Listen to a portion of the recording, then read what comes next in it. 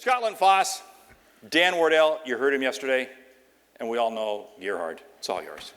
Thank you, Mark. Give Mark a big hand. He's the best MC in the world. But I correct myself. It's actually Joe Sabatino. Give him a big hand, too.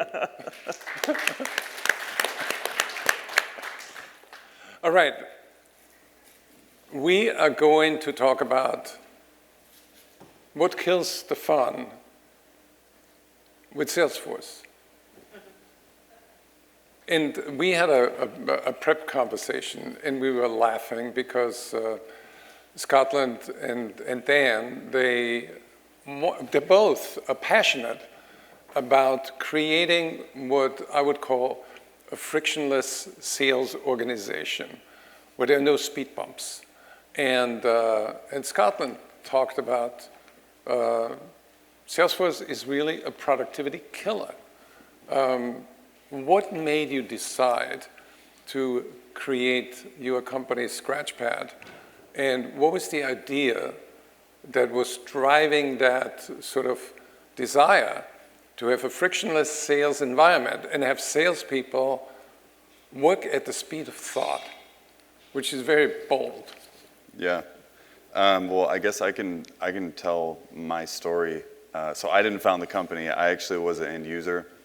I was in charge of a team when I was at Autodesk, and we actually had recently rolled out, I don't know if you all are familiar with Force Management, basically a pretty comprehensive sales methodology. So command of the message, MEDDPICC, all of a sudden you've got 17 new fields in Salesforce that need to be filled in.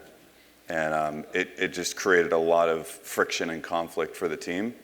And that's actually when I found Scratchpad and deployed it to my team. It was an incredible success.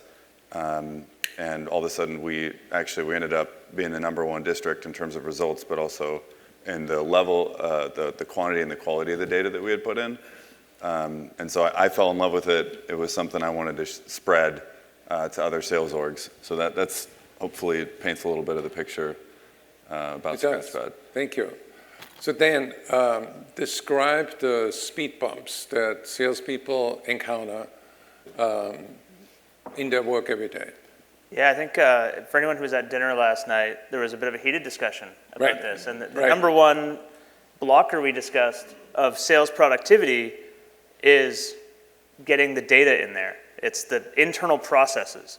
And I referenced, we just did an analysis of our CSM team, and we wrote down all the things we've asked them to do, and it added up to 340 hours a month.